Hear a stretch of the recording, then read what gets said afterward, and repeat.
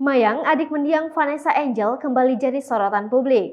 Bukan tanpa alasan, Mayang baru-baru ini kepergok mengenakan baju mendiang Vanessa Angel. Padahal sebelumnya, Putri Dodi Sudrajat sempat ditegur adik Bibi Andriansyah lantaran memakai baju Vanessa Angel tanpa izin.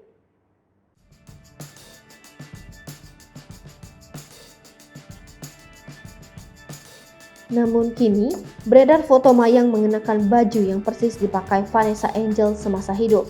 Sontak warganet pun heboh dan menghujati Putri Dodi Sudrajat dengan kritik pedas.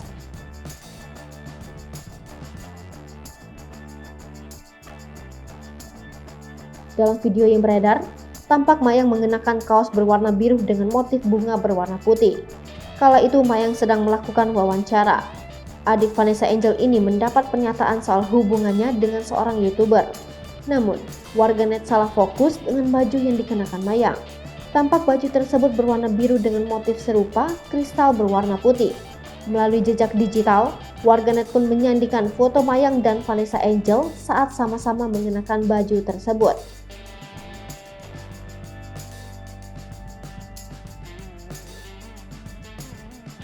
Melansir dari akun Instagram @lambe_official, terungkap Vanessa Angel pernah mengenakan baju tersebut saat merayakan ulang tahun bersama Bibi Andriansyah dan Galaskai.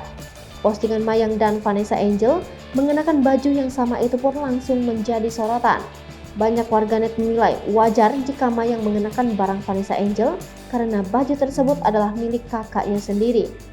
Namun sebagian warganet juga menyinggung Dodi Sudrajat yang diduga jarang membelikan Mayang baju.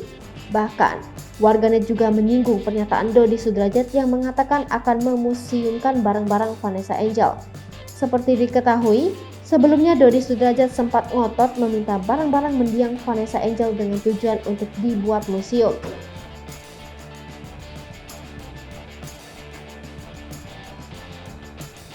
Dan tak kalah hebohnya, keluarga Vanessa Angel akan membuat kafe bertemakan Vanessa Angel dilansir Instagram seputar _celebrity Minggu 12 Desember 2021. Diakui oleh sahabat Dodi Sudrajat, Meta kalau dengan dibuatkannya kafe Vanessa Angel dapat menjadi penghasilan keluarga.